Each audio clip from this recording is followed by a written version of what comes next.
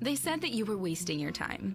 They said it would never get you anywhere. But this holiday season, your selfie obsession might win you $25,000. That's right. All you have to do is go to a participating Cricket Wireless location, smile, snap a selfie with the Cricket character poster, and post it on Instagram or Twitter using the STSA hashtag shown on the poster. That's STSA, as in something to smile about. Come on, you know that nobody is more ready to win this than you are.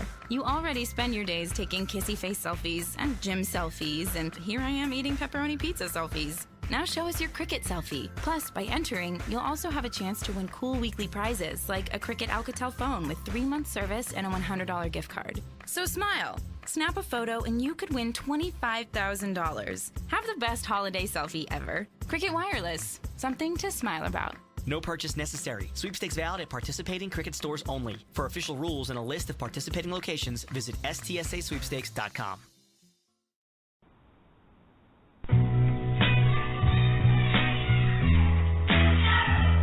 Ladies and gentlemen, welcome to the 90 Degree Show, hosted by the Marching Podcast and Blog Talk Radio. Advice may be misleading, but examples are always clear. And here's your host, the Phantom Podcaster himself, Joe Beard.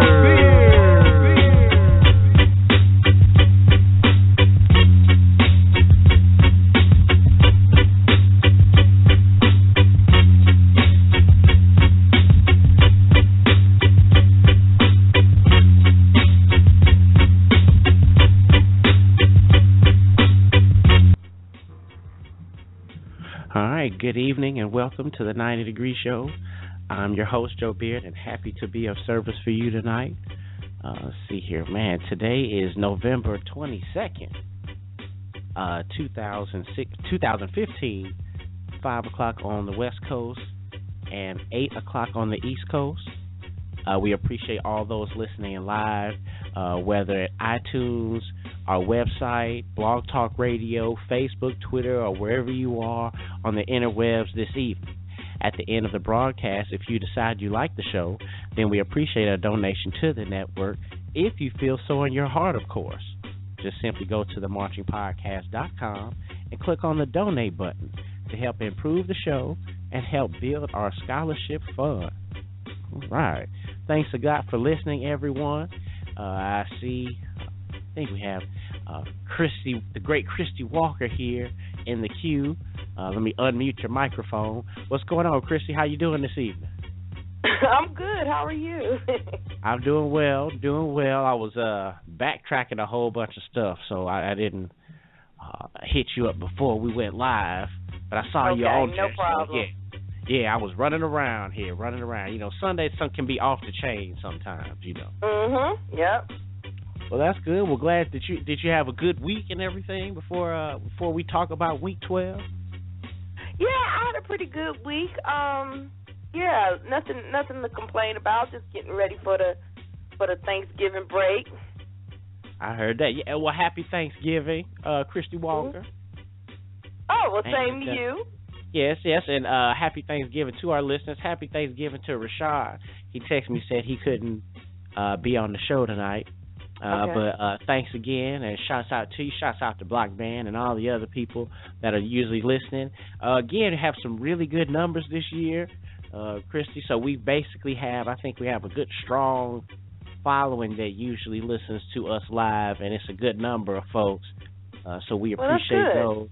Yeah. So appreciate you again, and I think we got some good folks listening to the show.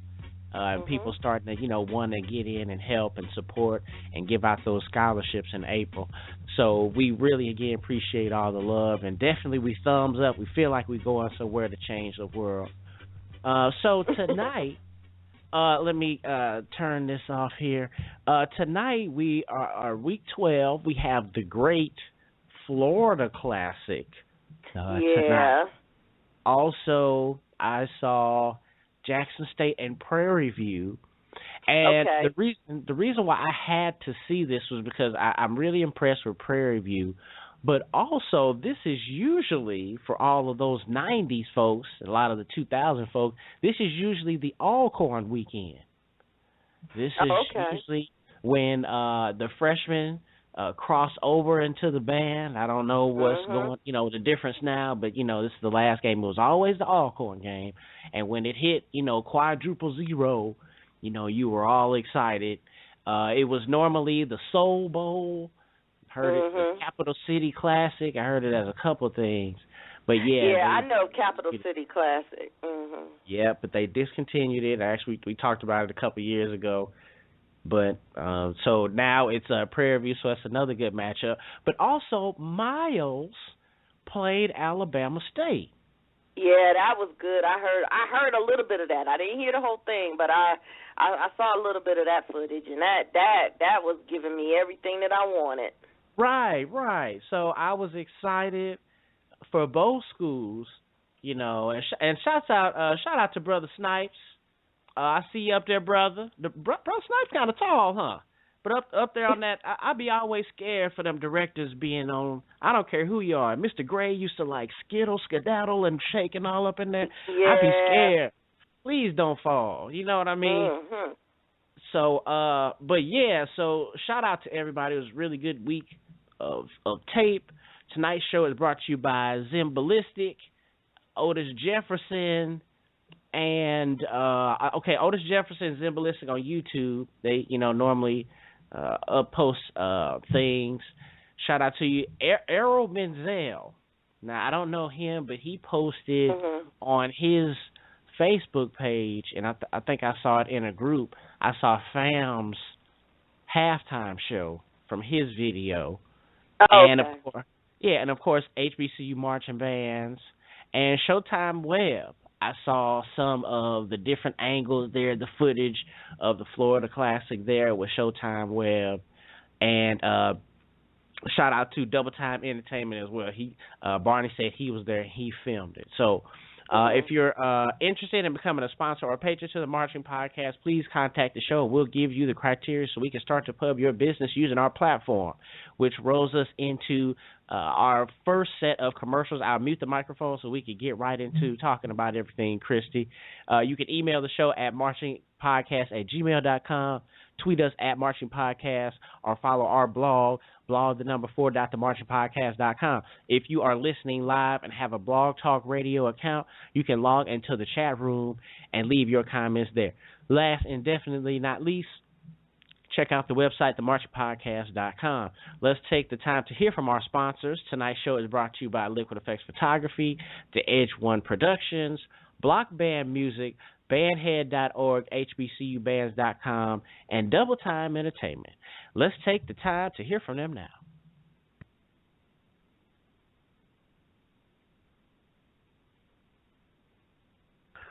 This is Warren Shaw, Chief Arranger and the voice of the Clarkland University, Mighty Marching Panthers.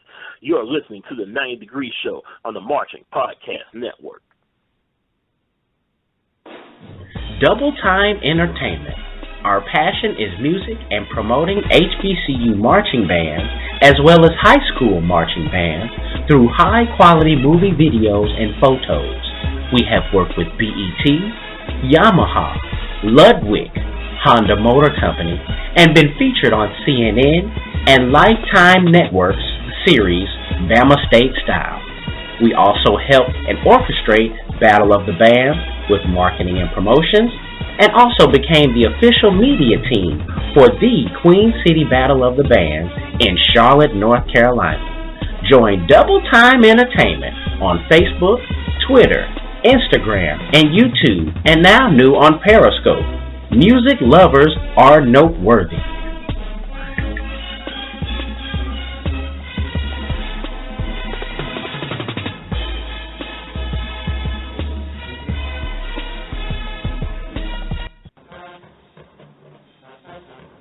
From photo shoots to graduation pictures, from probates to band footage, from pageants to yard shows, there's only one team you can count on, the Edge One Productions. Visit theedge1.com and trust me, you won't be disappointed.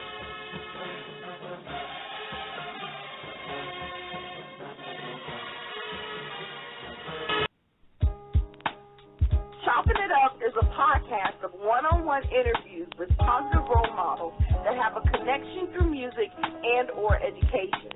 Chopping It Up is all about inspiring our youth for a great future and providing a roadmap on how to get there.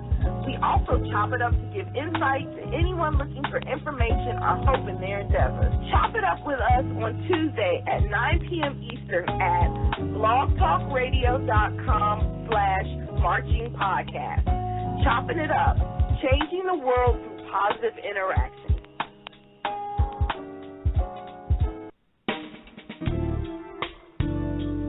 Band directors, have you ever found yourselves in this situation? Showtime is quickly approaching. Your budget is quickly disappearing. Your music choices are narrowing.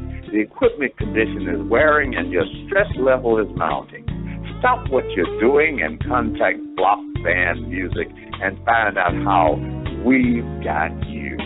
Check www.blockbandmusic.com, providing music, equipment, gear, and accessories to show style, core style, and traditional bands worldwide.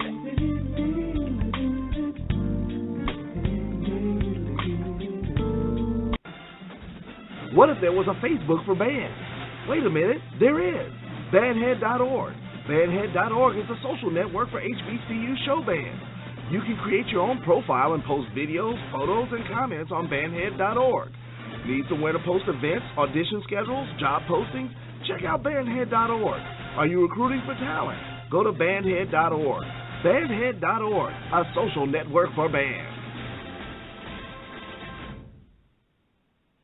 Hey everyone, this is Dr. Darian Hampton, Meharry Medical College School of Dentistry, class of 2007, and you are listening to the 90 Degree Show here on the Marching Podcast Network.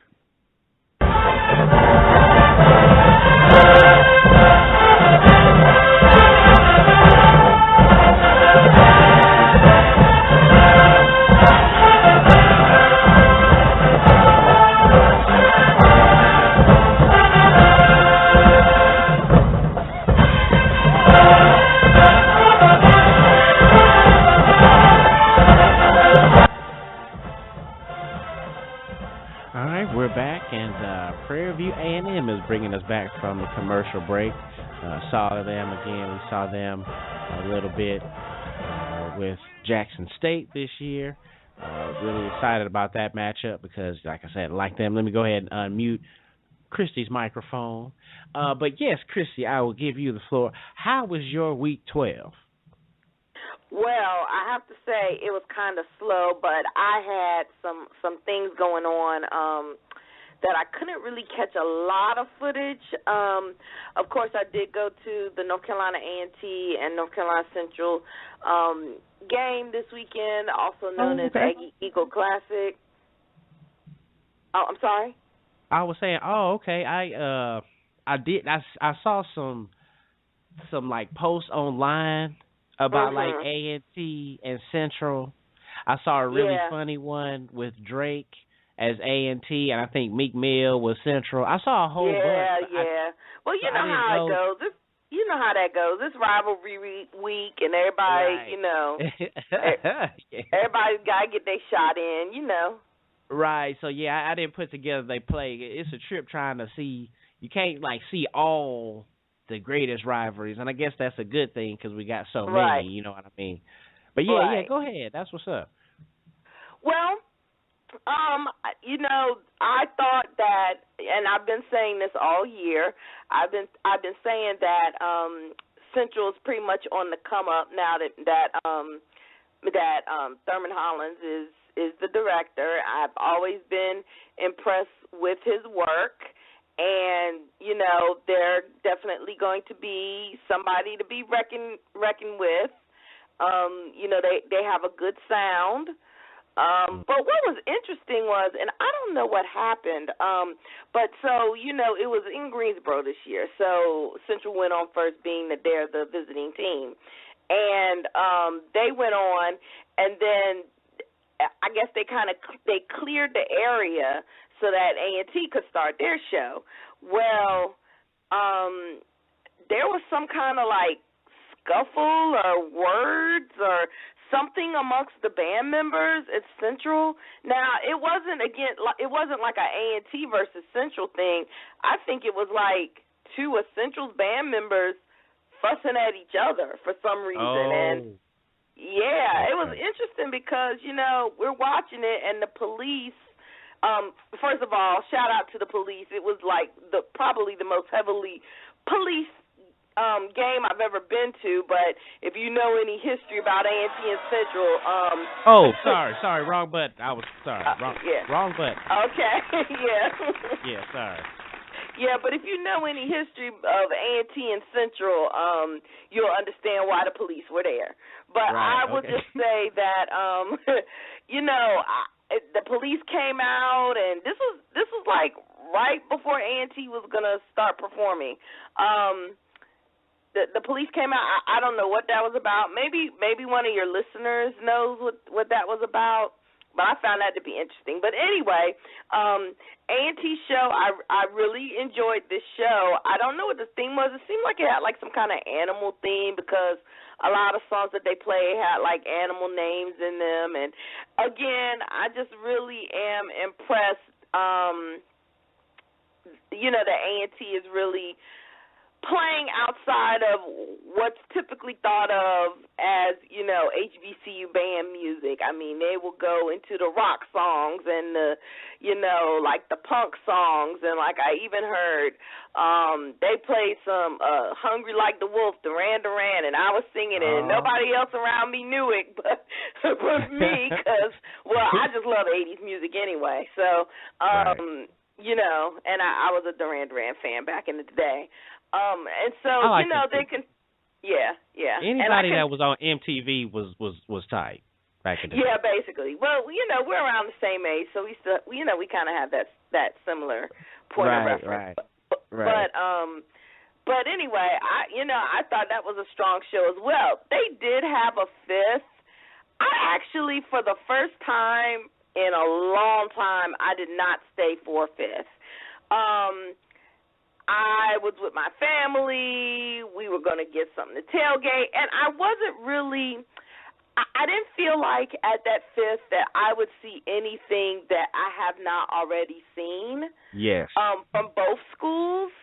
And plus it's week 12, I know the rivalries are big. Well, you know what? Let me scratch that. I'm not going to say that give the week 12 excuse because I know Bethune, Cookman, and FAMU got up for each other, and that's the last week. I mean, there's something to be said about a rivalry. But I just had the feeling that nobody was going to really reinvent the wheel, and so. But I mean, from what I heard, Central's getting better day by day, I guess, and it's going to be real interesting what happens next year because I always give new band directors or band directors that are new at that particular school, I give them the benefit of the doubt because, especially if they come kind of at the last minute, like right before camp, and, I give them the benefit of the doubt to get a couple years to get on their feet. But now I feel like, DeLenz had a couple of years to get on his feet, and I think he might be ready to really, really do some things next year. So it's going to be interesting to see what happens with at Central, and that's very hard for me to say, but I got to tell it like it is. Right.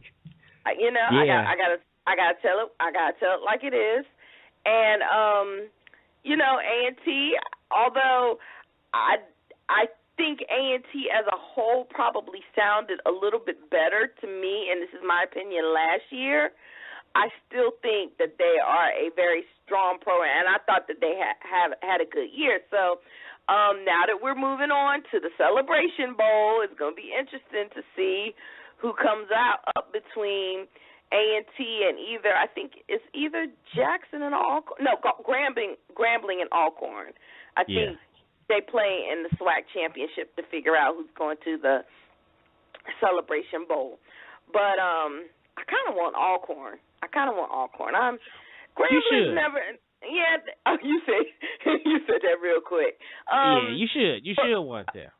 Okay. Because I've never been a huge Grambling fan. I mean, I appreciate them for their history and a lot of things that they've done through the years, but they're just meh to me. I don't know what it is. Just they're okay, but not one of my favorites. So I really like to see Alcorn because, I heard they're having a really good year this year, and even from what I've seen, I mean, I saw clips of them earlier in the season, and I thought that they were doing a good job this year. So we'll see. Who knows? I'm excited myself. Yeah, definitely. Oh, and right quick, you said your listeners, our listeners, because I'm sure. Oh, okay. Because I'm definitely sure, like 90% of the folks, 99% probably are on the 5th, because that's the main place I definitely go to pub the show. Okay. So definitely, yeah, I definitely think. Well, shout out to everybody on the 5th. Yeah, shout out to the Mecca. Okay.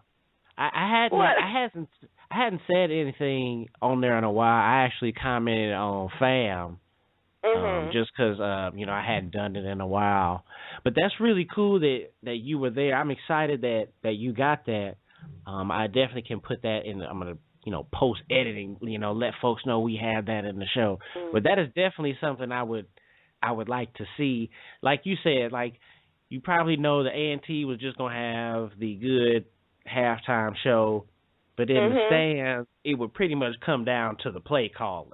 You know what I mean? No, I wouldn't say that. I still would say at this point, I feel like A&T. Well, I'll definitely say that A&T I think has a better overall sound than Central. But that's not saying by any means that Central's bad or is struggling. I just feel like Central needs. Like this time next year, they'll be ready to go. Yeah, they need more time. Delia need more time. Yeah. Right, definitely. That's what's up.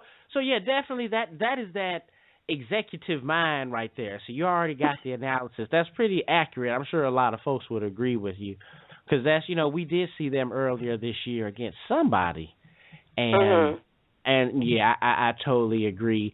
But they're clean and they're getting better, and I just really like what the smaller bands on the East Coast are able to do, and they're able to keep things together with good sound and mature from there. So definitely shout out to those, and I love the rivalries. I saw a lot of those Central A&T things this week, so yeah, that that's was mean. Actually really cool. They were kind of out of control. Yeah. So what else went on for you this week? In week 12 for you? Well, I mean, it's kind of like I listened to. I listened to snippets of bands, but I didn't listen to like an entire 5th or hear an entire halftime show. I saw the snippets of the Prairie View A&M. I think what you were playing when we came back from commercial. I thought, like I said, I've been a big fan. I've always been a fan of Prairie View A&M. Shout out to Prairie View A&M because they're some cool people too. Like they're just cool people. The ones I've interacted with, they're just cool people to hang around.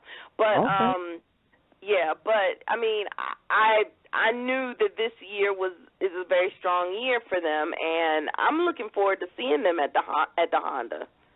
Hint, hint. Yes. Yes. I'm definitely looking forward to seeing them at the Honda myself. I'm trying to. You mean live, not like a Periscope thing, like in person? Right, live and in person. Yes, okay. I definitely have somewhere to stay, so that's definitely not an excuse. Okay. I just need to get suite and all that other stuff. Maybe a car or something. Because I know somebody that's hosting a suite, and I mean, I don't know about you, but if you want to be around the band heads and not just like some randoms, and you want to like be able to stretch your legs out and charge your phone and have your own private bathroom and be like an executive suite of an NFL stadium, which you may you who knows when you'll get that chance again. I mean, I know somebody hosting the suite that I can get you in touch with that person, and they can set it up. Well, while we have that time on the air, we definitely, if anyone else is interested in that, what Christy said, that experience that Christy described, definitely contact her, contact the show. She will hook you up with those people. I definitely saw the Sonic Boom has a suite, and pretty much heard that I may never be allowed in Mississippi if I showed up and not was in that suite.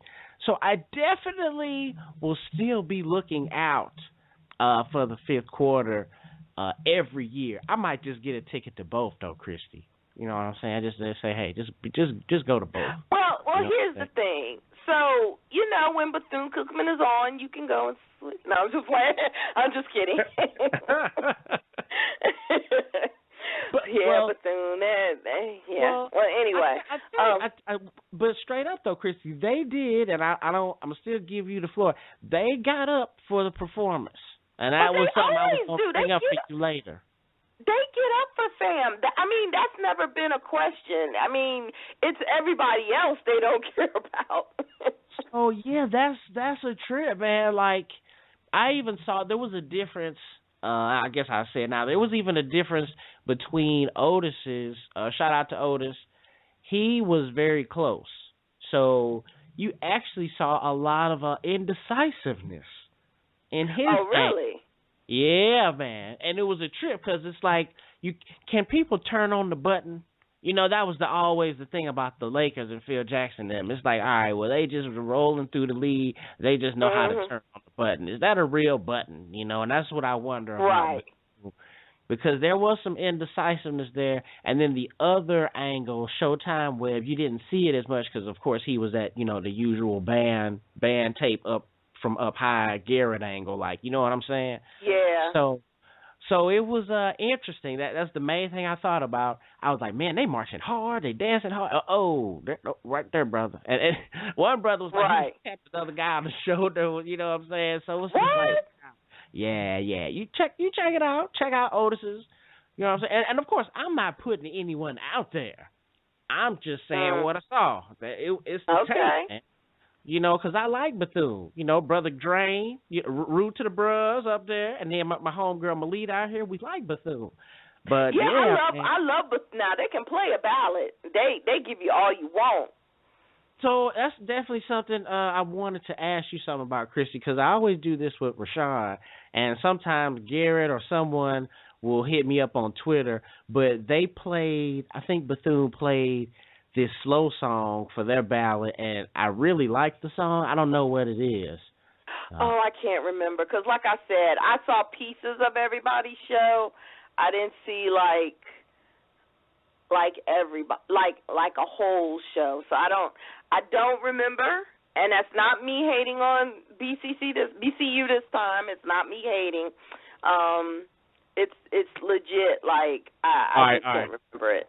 All right. Let me help you out. Let me see if that. Whoa, whoa, whoa, whoa, whoa, no, no, oh no, do whoa, no, no, oh. You know what song I'm talking about, Christy Walker? Oh, If I Ever Fall in Love Again, Shy. No, I don't think it's that. Probably no, not.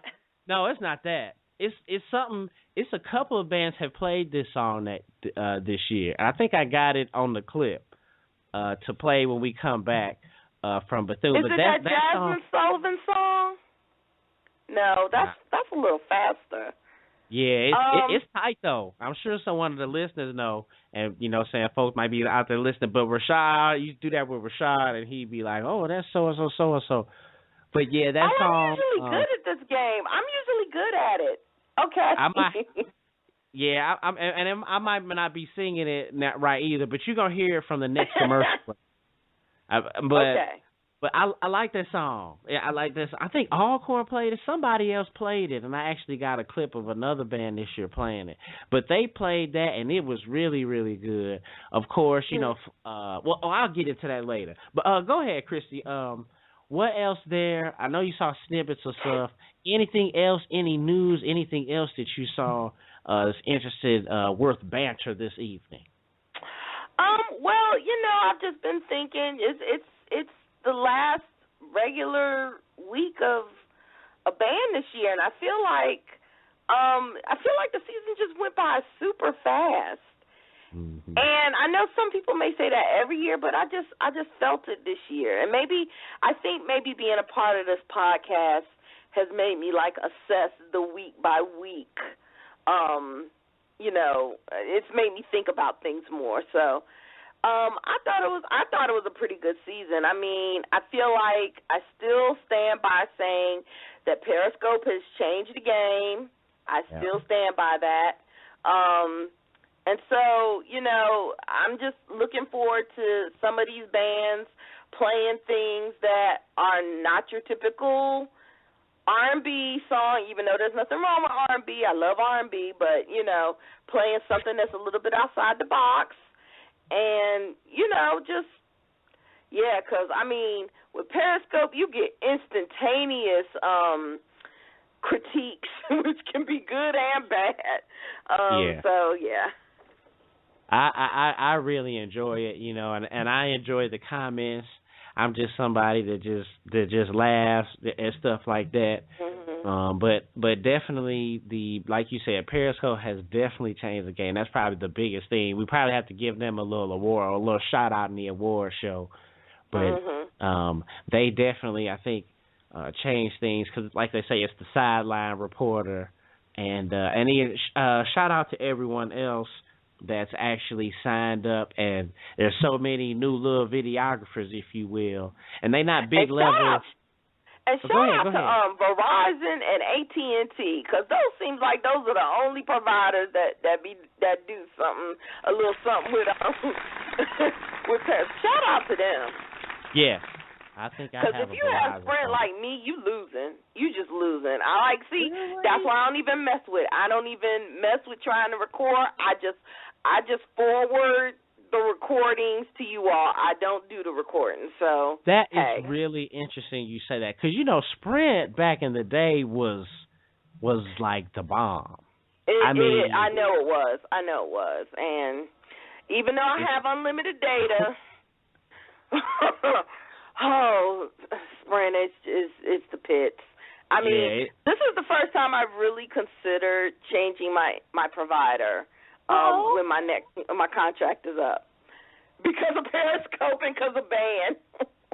That's tight though. That's an investment in the business. You know what I mean? Mm-hmm. So I mean, Verizon, if you're listening, you guys should help get involved, because Christy just gave a huge shout out there. And definitely get involved here with the network. Donate to the podcast, and work something out with us.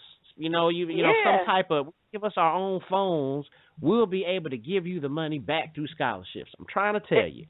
Yes, exactly. So that's what's up. Little, everybody else would have the little Periscope phone, and they have, we could put the little icons on there. We'll probably have to do a couple commercials here on the network, but that's all good though. So way to go, Christy. Always thinking, always moving forward. Yeah, I do what I can. Right.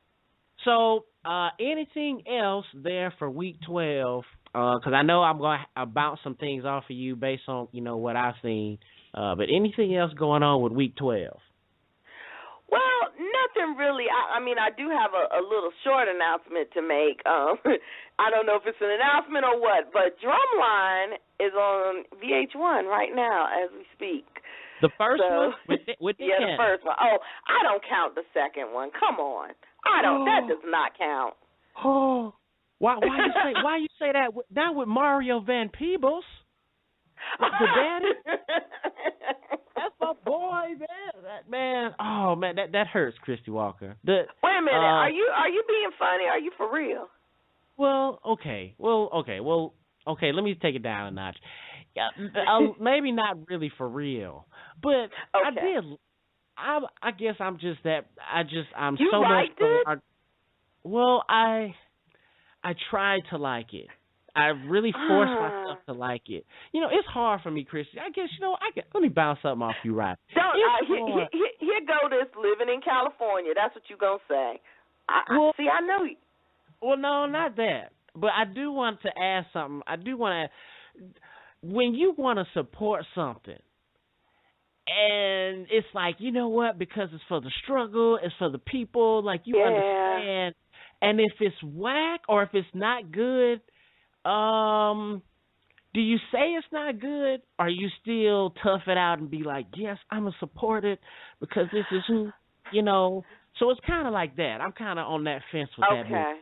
Okay. I don't want to say. I mean, I get that. I get that, but I just no love lost. So Christy, so what do we do though? I mean, do we say, hey, you guys, you need some help next time or something? And why after so long? I mean, it was, let's see, it was last year, right? So that's 12 years since the movie had first come out, because it came out in December of 2002. And so we've got, 12 years? I mean, I don't know. And Nick Cannon came back, and then they had Nick Cannon's love. Cool, though. Boy, what you doing with Nick Cannon? That's my boy. No, Nick Cannon. I mean, okay, so I'm gonna just say that when the first Drumline came out, that's the only one that counts to me. My partner with the website and I, we flew out to New York for the press junket, where we interviewed Nick Cannon, Orlando Jones, and Zoe Saldana, and Charles Stone, who's the director, and I mean, they were cool. They were all cool. So, I mean, I understand why Nick Cannon wanted to be in it, but it was just... Maybe we should do something better. We should just take over all of that stuff. I remember you posted, or someone posted not too long ago, about 30 for 30s. Like, we should come up with some 30 for 30. And we really should. You know what I'm saying? We really should. I love 30 for 30s. I mean, that would be awesome. So we definitely should do that. Maybe we should come up with our own movie. Because that's what I guess that's what I'm torn. I guess that's what I'm getting to. It's hard for me to just come out and be like, damn, that was whack. You know what I'm saying? Because I don't want nobody to hear it. Or like sometimes, this is what gets me, Christy. I'll be over my house, and maybe some of my coworkers come over here, and this happened more before I had a family and stuff, but I'll be watching one of Jackson State's games, or I'll be watching, something for the SWAC, and I have it on TV, and people come over, and they'll be like, damn, who is this? Like, because, it looked different than when you look at, like, the SEC and all that on TV. Right, and I mean, right. It does, it's just hard for me to say some things are whack. I guess just what my heart is connected to, I guess. You know what I mean? But no, I thought it was all right. I thought it was pretty good. I wasn't sure. Terrible. Yeah, the part with the girl from Destiny's Child and the dude who was killing people on Empire, I didn't understand the struggle between them.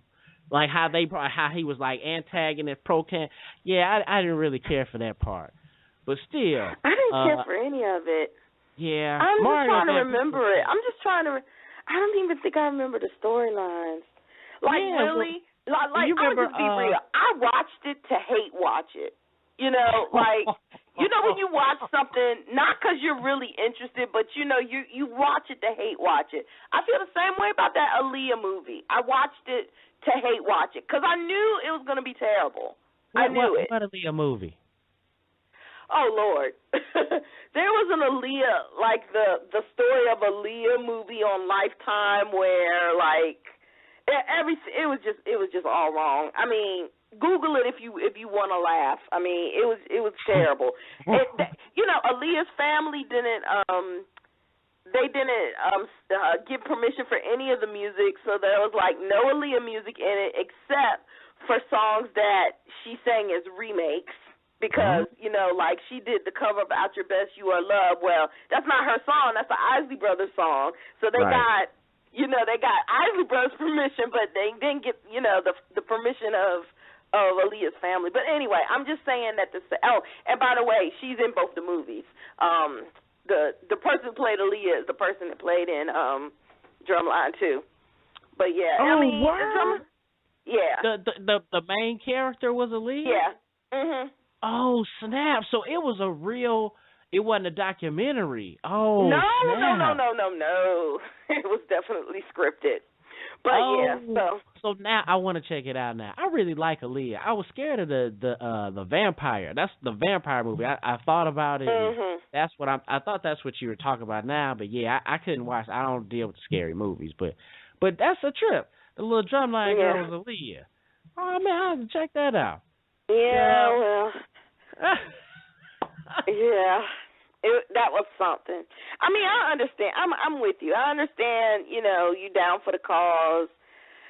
Woo-hoo, band heads, whatever. But, no. It's hard, man. Sometimes some of Tyler Perry shows, too, like, they look too, like, cartoony or something. And I'd be like, oh, man, like. Well, I saw, so Drumline 2 is on Netflix. It came up as, like, one of my recommended videos or whatever. I was like, X.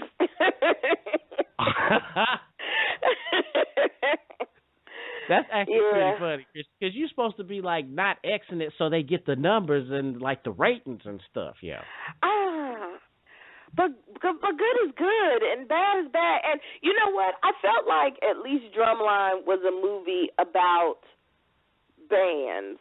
I felt like Drumline 2 was a movie, like, about black college with a little band.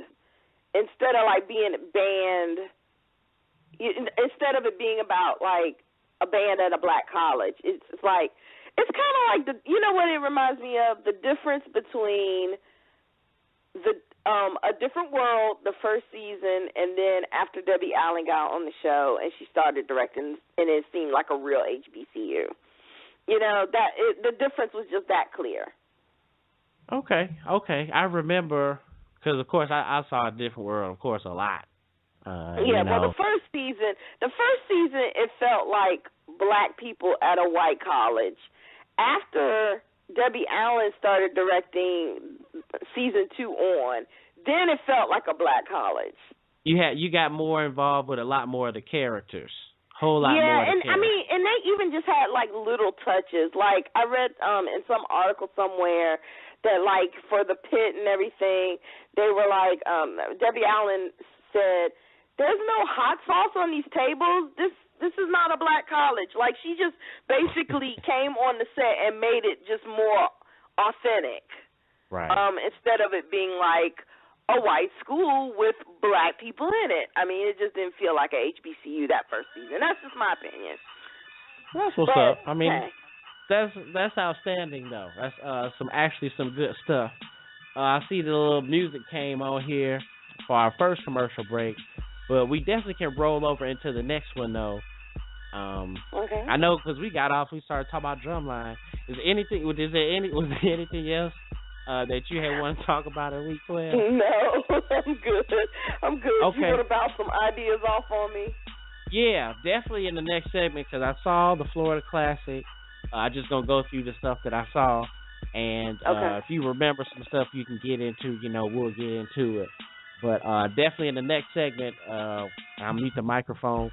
We'll get into the stuff that I saw this week. Most of the stuff that everybody saw in the trailer.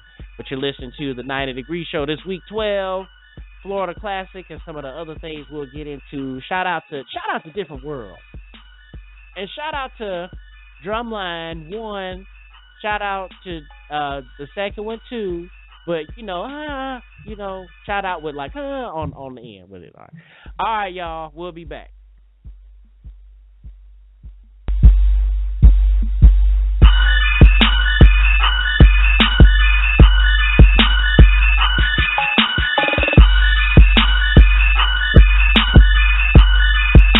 Yo, what's going on, everybody? This is Donovan E. Scott, CEO and founder of E. Scott for Real Music Productions, LLC. You are listening to the 90 Degree Show on the Marching Podcast Network. From photo shoots to graduation pictures, from probates to band footage, from pageants to yard shows, there's only one team you can count on, the Edge One Productions. Visit theedge1.com and trust me, you won't be disappointed.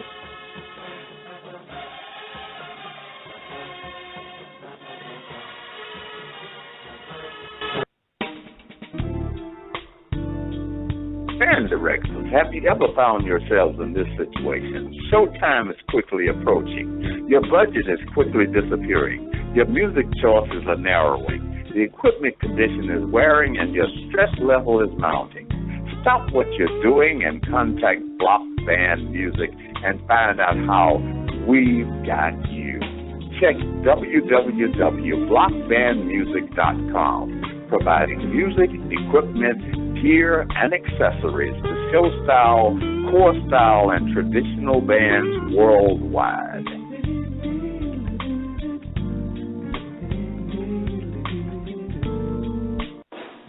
Double Time Entertainment.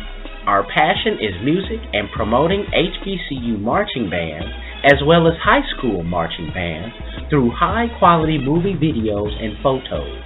We have worked with BET, Yamaha, Ludwig, Honda Motor Company, and been featured on CNN and Lifetime Network's series Bama State Style. We also help and orchestrate Battle of the Bands with marketing and promotions, and also became the official media team for the Queen City Battle of the Bands in Charlotte, North Carolina. Join Double Time Entertainment on Facebook, Twitter, Instagram, and YouTube, and now new on Periscope. Music lovers are noteworthy.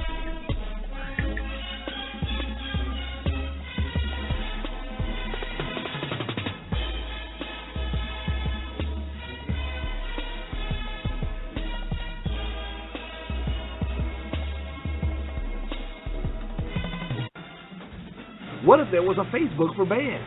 Wait a minute, there is. Bandhead.org. Bandhead.org is a social network for HBCU show bands. You can create your own profile and post videos, photos, and comments on Bandhead.org. Need somewhere to post events, audition schedules, job postings? Check out Bandhead.org. Are you recruiting for talent?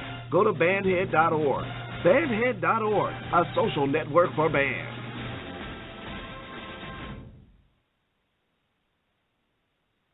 Hi, this is Erica Jones from A Social Life, and you are listening to the 90 Degree Show here on the Marching Podcast Network.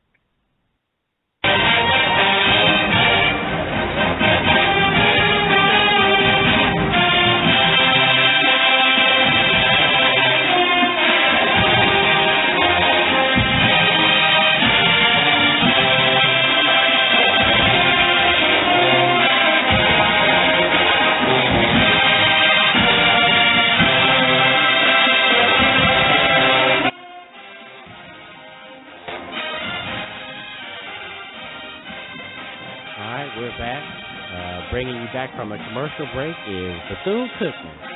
This is the song, Christy. Let me unmute the microphone. Christy, so this is the song that I'm talking about. I mean, it sounds like "Send for Me" by Atlantic Starr. That's what it sounds like. But I may be wrong. No, not that part. Not that part. Oh. Well, maybe we're at the ending. Yeah, it is. It's at the end.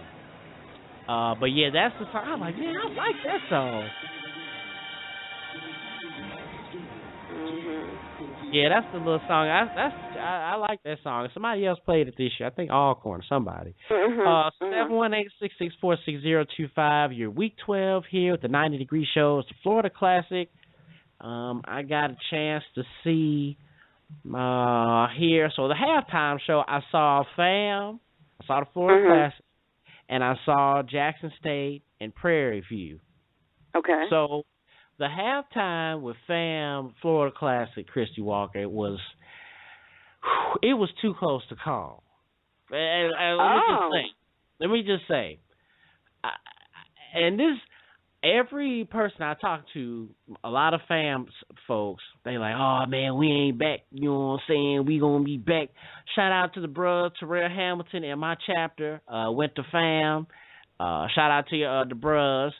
He was like, "Oh man, you shouting out your fraternity." Because that's what I be thinking about. Because out here in California, you had a banter, with the brothers. It's good to see, folks from the black schools back. At least once a month, you get to holler at. And he went to fam, and he's like, "Oh man, we ain't back yet, but blah blah blah." I like fam like right now. Don't get no bigger. Oh yeah, I totally agree with that. Fam is tight, and their sound is really good. So it seemed like to me they already like back to like sound wise what they need to be. They don't need to get no bigger to me. Truth be told, I was really shocked that they did not get chosen for Honda. Like I just knew they were going to be back this year because I knew that they were having a good year. And I mean, I still stand by what I said earlier in the year. When I felt like they were a little bit underrated, like people kind of slept on them.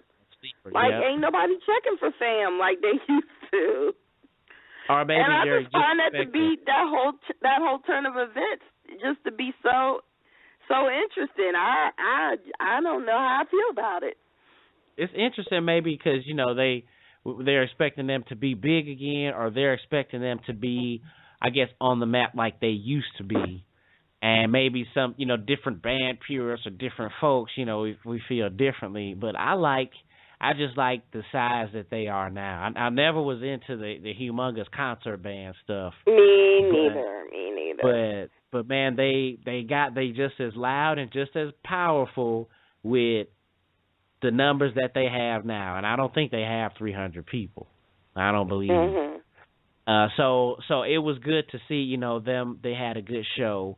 And it was typical fan with the creativity. I still don't like their transitions. Like their transitions aren't clean. It's just like they like Rashad said, they just get there. So that kind of bothers me.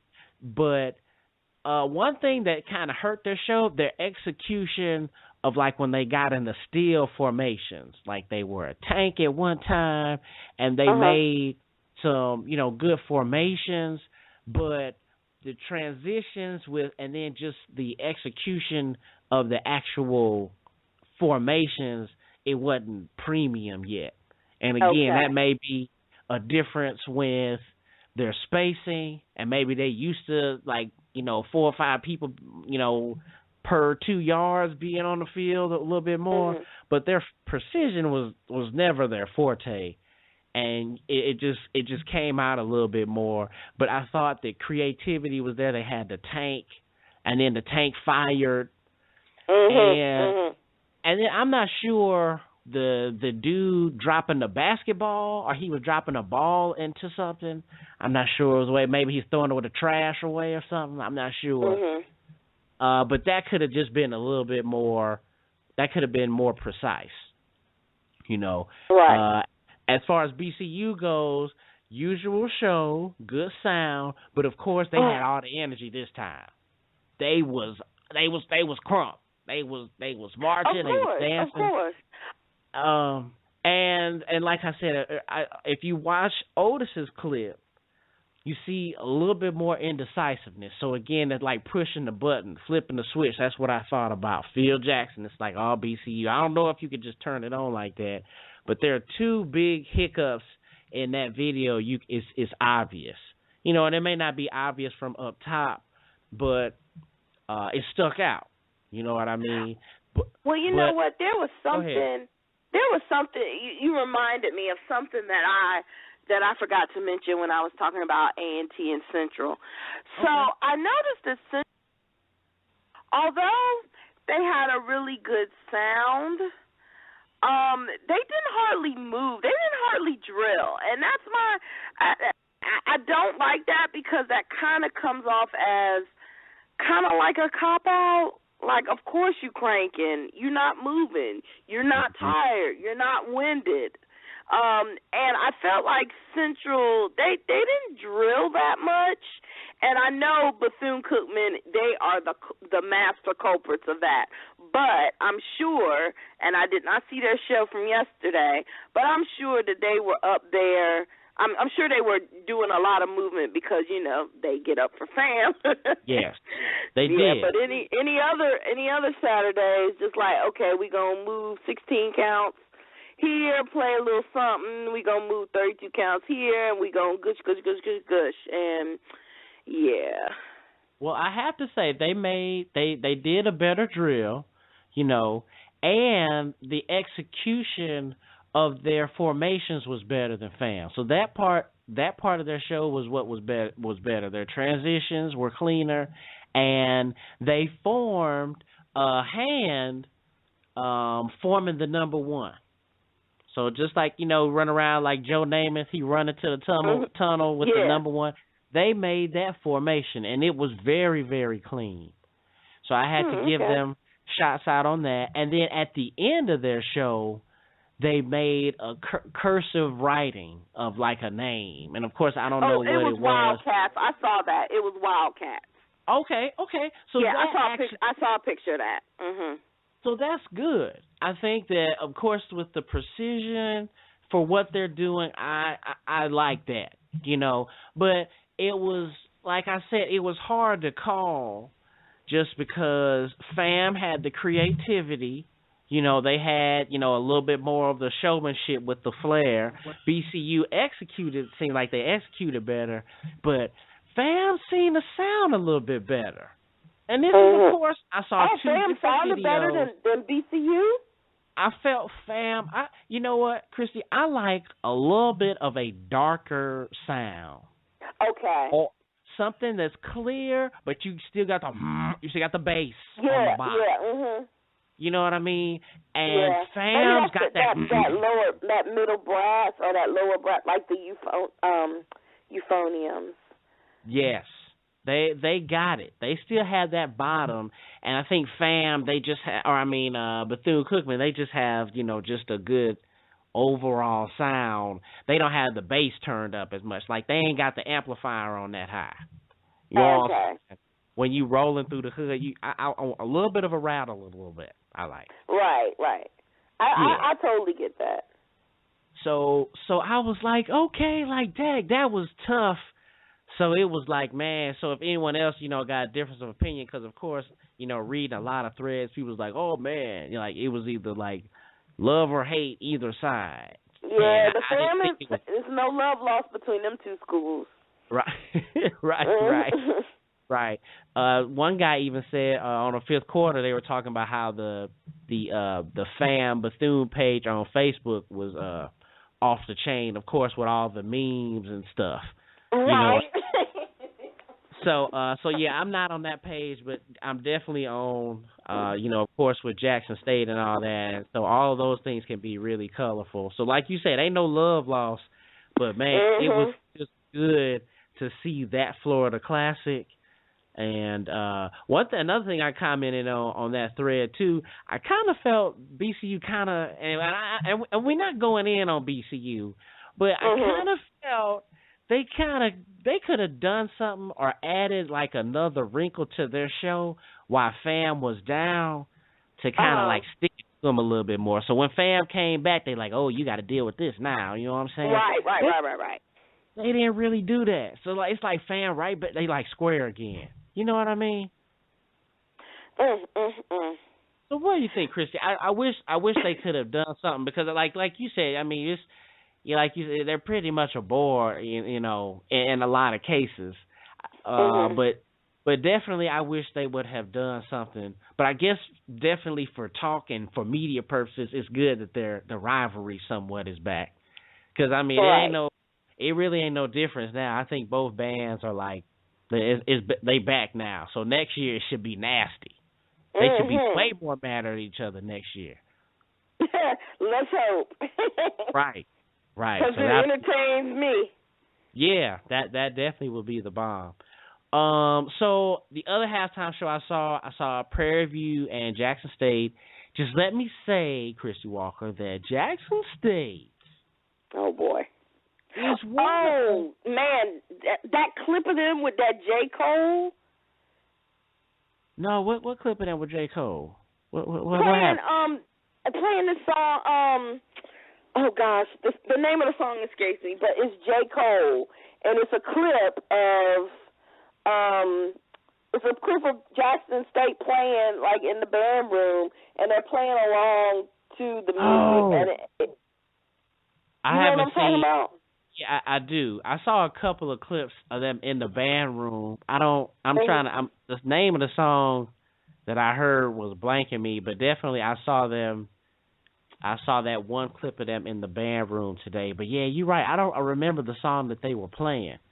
But I just have to say, Christy Walker, Jackson State looks outstanding on the drill. And maybe that's just me, because I like drill, but marching band is like marches and formations. That's the core. And if you got that, I mean, excuse me, it's hard to roll with. I definitely felt that this year they've had some really, really good drills. And even though they say it's something missing here or there, or some of the battles or the attitude, their drills and their execution is just so beautiful, Christy. So if anyone has seen this drill... Not that you're biased or anything. Oh, man. I just not clicked on the chat. Shout out to Janelle Bree. Give her applause. She said any footage of the Florida Classic shows, I'll go ahead and send you the links that I have. One guy, Janelle, if you're listening, he had it on his camera and posted on the... But you know what? I take that back. I think Showtime Web on YouTube has all of the stuff, and including the Battle of the Bands, because I didn't see the Battle of the Bands that Friday night before, but I love that venue. That venue. Yeah, that was a nice venue. I only saw little clips of stuff, but yeah, I know what you're talking about. Exactly. So I really like that venue, and then I got to see. I saw like only the first part of Bethune, and so they were able to have the lights with the drums and all that. So I thought that was cool. But since we were on Florida Classic, Janelle said Fam always has a good sound. Honda Corporation, scared to touch Fam right now, but they'll be back. And then she says she hates. Oh, you think it's a Honda thing? It's a Honda thing. Honestly, sometimes that's like the first, because they're still like, well, you know, Fam is blah blah blah people. You know, you still those jokes are still out there. So sometimes I think, you know, that does come into play if people don't want to put them on that stage at this time. It's not like, it's funny though, you say that they would be worried, like so many people are watching. But I mean, we want more people to watch, but I guess in this day and time where like Greg Hardy and all the stuff that go down in the NFL and, you know, Matt Jones, yeah, all the stuff that, you know, all the dudes is doing, I guess, you know, they, you know, so it could be a theory out there. She also says she liked Cookman in the stands, but their field shows are not very memorable. Their field shows are just okay. Yeah, we would agree with those things there in the Florida Classic. So, but yeah, just about back to Prairie View and the Boom. I definitely was excited to see this matchup. So let's see here. The Boom came on, and the drill was like off the chain. They just had a good show. They executed, and they got off. They danced, and they got off. And it was like, you know what? They dazzled me so much with the drill. It was like, I didn't necessarily care about the dance routine. But, of course, Prairie View, and it was their home court, they didn't do much of a drill at all. They formed a star, and then they opened the star, and then they had a drum feature. So, to me, you know, I don't know if you can beat a drill like that with a drum feature. You have to do the A&T where you got the brother flying on his shoulders and spinning in a circle. Oh, Lord. You got to do something like that to roll with the drill that the Boom came with, you know.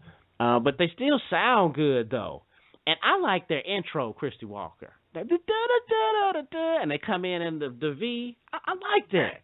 You talking about the Entertainment Tonight song? Yeah, that's what that is.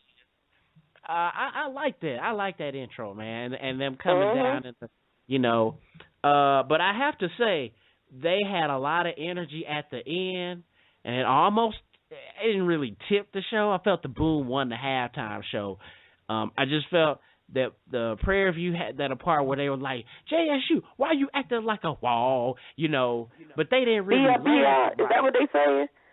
Yeah, the be a part, and then they ran to the sideline to end the show. Yeah, but it seemed like they didn't really end it right or something. Like it wasn't as tight as they could have, and I don't know if it was the arrangement or the tuba part, but something was missing.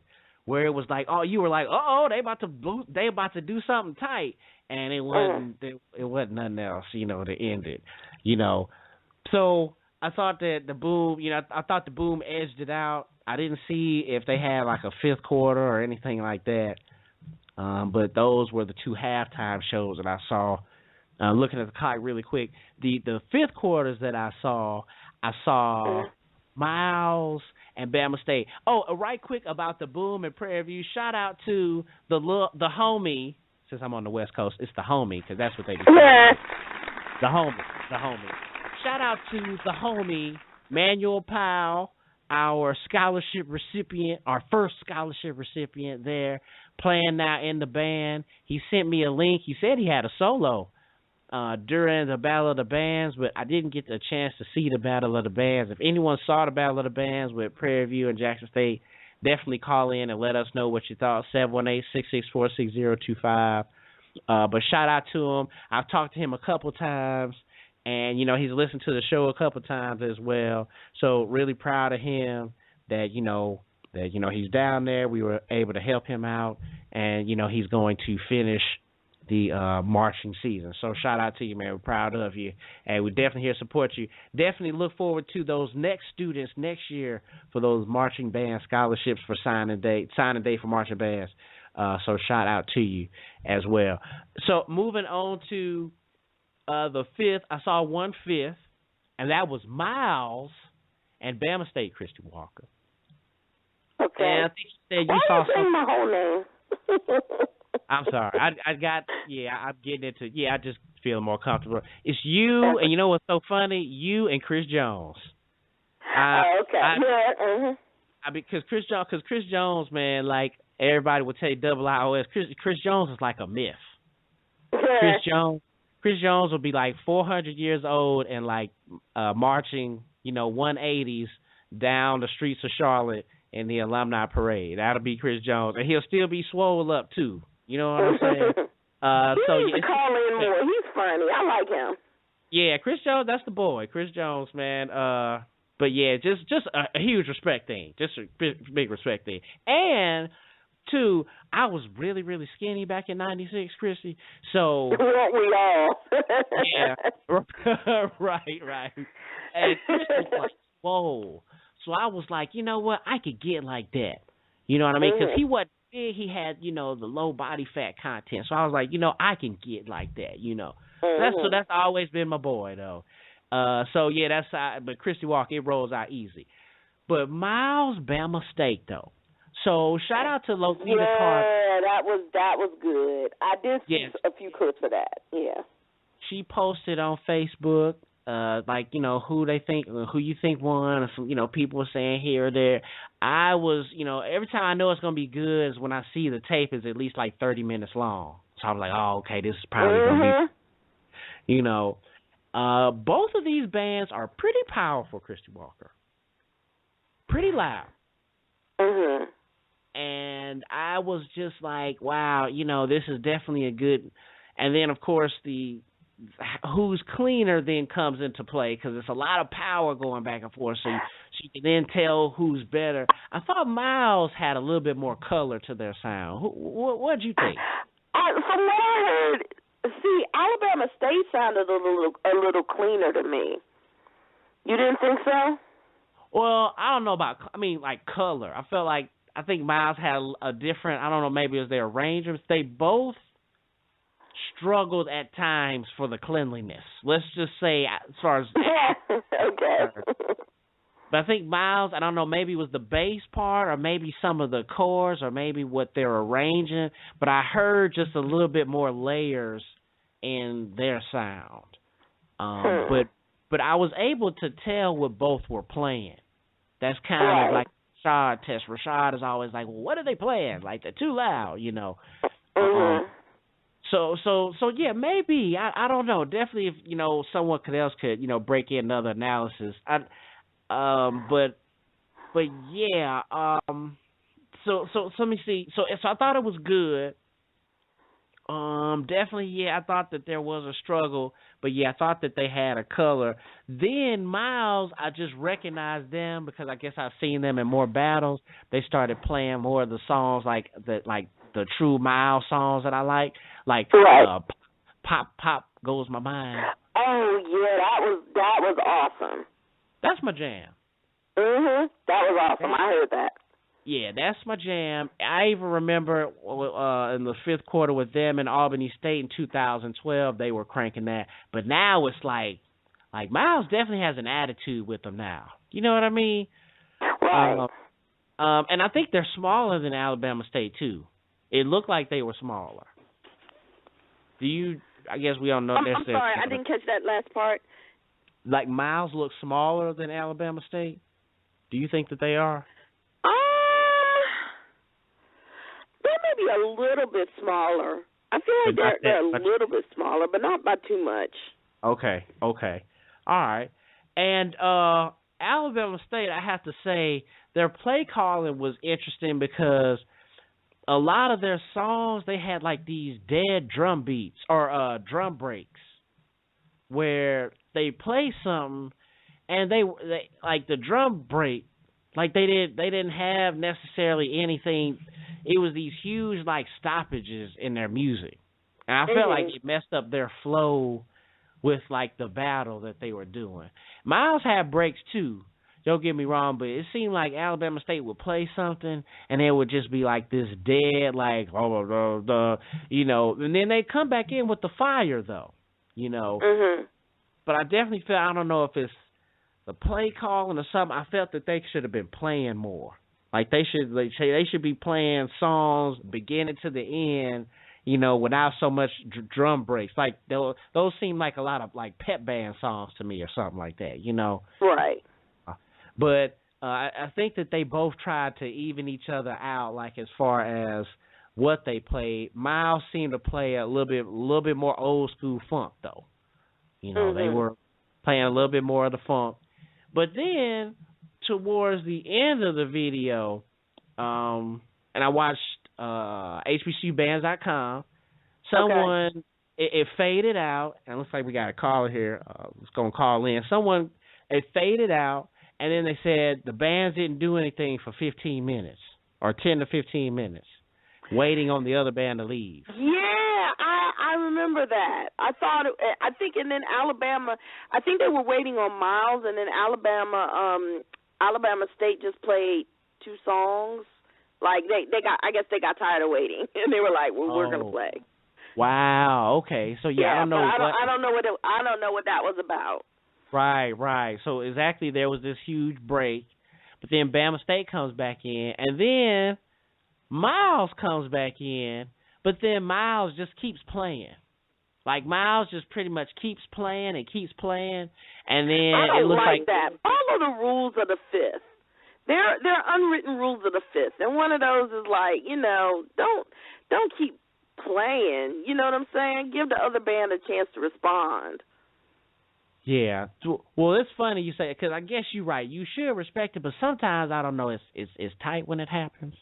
I don't know. Like so they were playing, but Alabama State was playing too, and I don't know who was louder because I think Gerard had the camera more on Miles. So it was good. It would have been good to be there to see who was louder. But after 3 songs, and of course they had the sledgehammer with the Bia Bia from Miles, that you turn to Alabama State side and they band was gone. Like they had literally packed up and dipped. So I don't know if they were upset that Miles was doing that.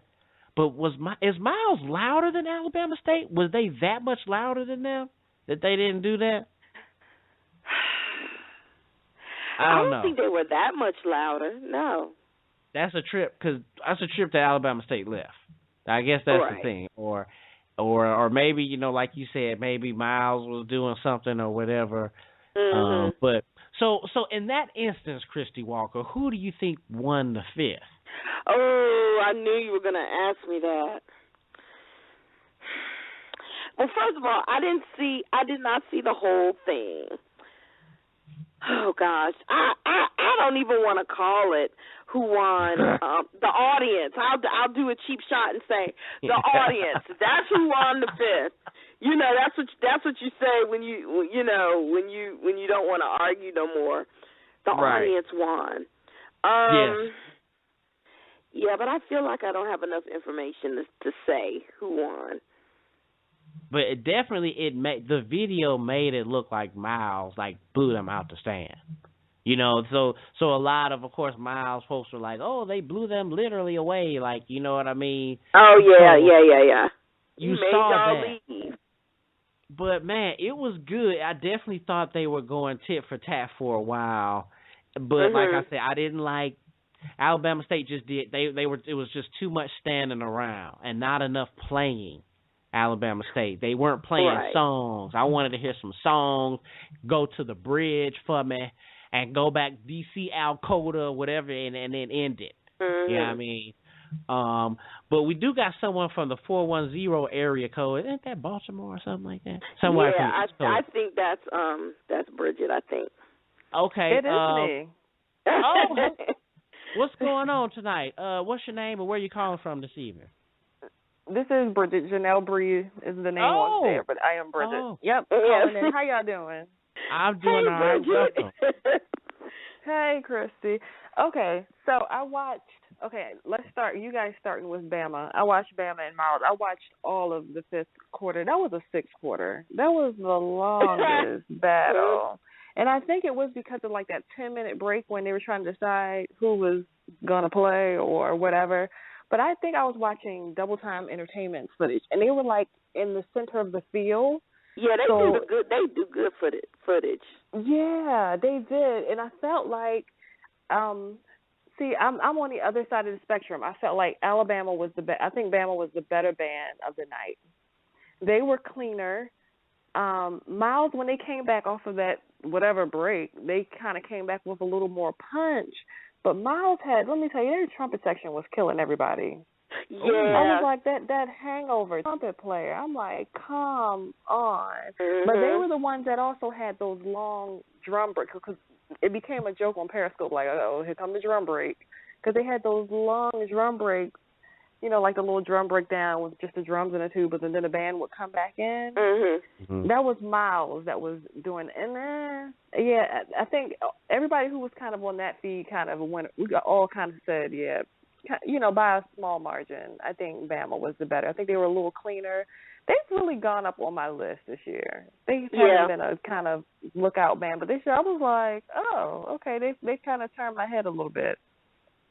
But they were a little different. Go ahead. I'm sorry. Well, so after the 10-minute break, Barney, he's in the chat room. He said the police got involved and told them that they could play 5 songs each. So I guess there was the logistics of getting the word out to the directors once the police got involved, and I guess they told them that they had so much time left. So after that break, I think Miles did come with more rap songs. So were they playing to you more drum break songs before that break? Because to me it was like Alabama before that, State they had a lot of those drum break songs. It was before then. After the break, so after the break is when it kind of got chaotic. Bama was playing something, and then that's when Miles started playing a B.I.B.I. song over top of them. But even with that, Alabama was clearly kind of hurt. Bama was hurt. They were clearly hurt. And everybody was like, okay, you're playing over them, but what's the point? And then once Miles started playing over top of them, that's when Alabama left. So I guess they were like, yeah, this is enough, and they rolled out or whatever happened, but they left. Because everybody was like, okay, they left early, but at that point, it was long. That was the longest. That was a long sixth quarter. Mm-hmm. Yeah. It was really long. So I wanted to chime in on that. And I did watch the Prairie View Jackson State Battle of the Bands Friday night. Oh, yeah. Okay, because it was long. It was like an hour and a half or something like that. Yeah, it was inside of a gym. I always have a problem with that because acoustic-wise, gyms aren't the best place, but it was empty in there. Like, there probably were more people on Periscope than was inside that gym. That was really surprising. I'm serious. It was. We were like, oh, where are the people? Yeah. Wow. And that was it was just okay. It was just an okay battle. I thought it was kind of boring. Actually, it was kind of boring.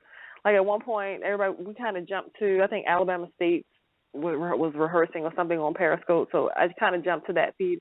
Kind of went back and forth. That was kind of a really, boring battle. I want to say they might have started with like a march or a chorale or something. Prairie View started. Let me think about that. Yeah, I think Prairie View started, and everybody was just kind of like, okay. I thought Prairie View was very boring. I hate to say it like that, but I thought they were really boring, and the boom was just okay. It wasn't the best battle. Wow, that has so much potential, like on paper. Yeah. Right. On paper, that's actually the operative word. But it made me jump up when I saw there was a Battle of the Bands. I think I saw my little whistle went off Friday night, and I was like, Prairie View, Jackson State. Oh, okay, So yeah, that surprised me as well. And then I think someone on YouTube said that the competition, like, it just wasn't the same. It was it was kind of dead. So interesting take. Dead, and I guess it's also because they have the directors, they worked together before. They have really cordial relationships. So it was really one of those fun kind of. It felt like a little church battle. Right. It was just like really kind of fun church kind of. It was, but it wasn't anything. It wasn't anything to really get hype about. Okay. I'm looking here at the chat room. Barney was saying after they told him they played the 5 songs, Miles was playing a B.I.B.I., Bama State was playing Neck. So I guess they were playing it back and forth at the same time. And like you said, Bama State dipped after that. I guess they had enough. But if you will, I appreciate that. I wish I could hit the other thing. We're going to do one more segment here. Talk about any other news or anything else that's on the radar. Anything else going on in the whole world, Christy? We'll talk about it the next break. Yeah, well, you know what? I'm going to let you lead on that one. All right. Well, we'll definitely do this last break here. I'll mute the microphones here. Thanks for listening, everyone. Shout out to all the folks at all the different Battle of the Bands and all of the games that went on this weekend. We got the actual season winding down here at the end. But again, thanks for all the people that have called in. Thanks for all the new listeners and all the people that are listening. Week 12 here. We'll be right back.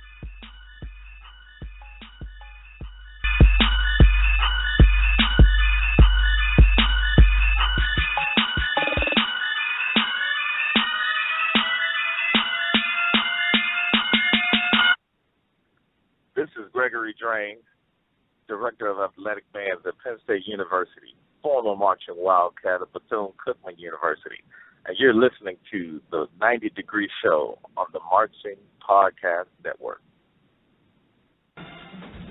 What if there was a Facebook for bands? Wait a minute, there is. Bandhead.org. Bandhead.org is a social network for HBCU show bands. You can create your own profile and post videos, photos, and comments on bandhead.org. Need somewhere to post events, audition schedules, job postings? Check out bandhead.org. Are you recruiting for talent? Go to bandhead.org. Bandhead.org, a social network for bands. Double Time Entertainment. Our passion is music and promoting HBCU marching bands as well as high school marching bands through high-quality movie videos and photos. We have worked with BET, Yamaha, Ludwig, Honda Motor Company, and been featured on CNN and Lifetime Network's series Bama State Style. We also help and orchestrate Battle of the Bands with marketing and promotions, and also became the official media team for the Queen City Battle of the Bands in Charlotte, North Carolina. Join Double Time Entertainment on Facebook, Twitter, Instagram, and YouTube, and now new on Periscope. Music lovers are noteworthy.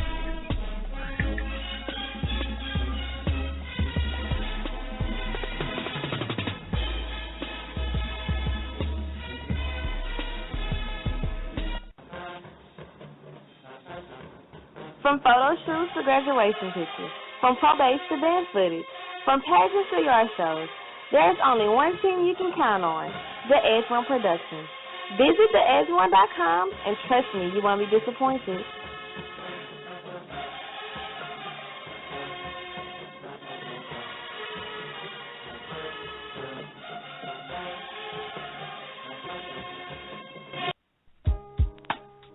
Chopping It Up is a podcast of one-on-one interviews with positive role models that have a connection through music and or education. Chopping It Up is all about inspiring our youth for a great future and providing a roadmap on how to get there.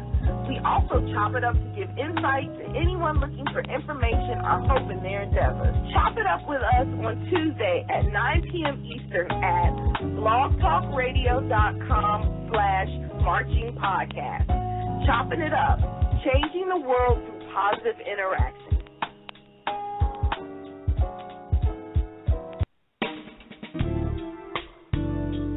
Band directors, have you ever found yourselves in this situation? Showtime is quickly approaching. Your budget is quickly disappearing. Your music choices are narrowing. The equipment condition is wearing and your stress level is mounting. Stop what you're doing and contact Block Band Music and find out how we've got you. Check www.blockbandmusic.com, providing music, equipment, gear, and accessories to show style, core style, and traditional bands worldwide.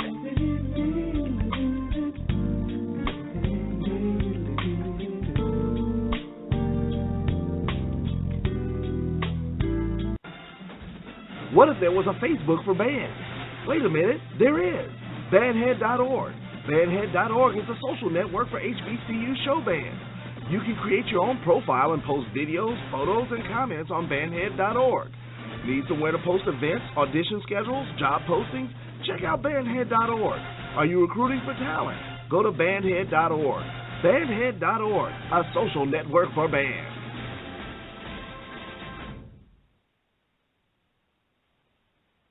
Hello, this is Dr. Kevin Davenport, graduate of Tennessee State University and author of the book, Practical Techniques for Building a High School Marching Band. You are listening to the 90 Degree Show here on the Marching Podcast Network.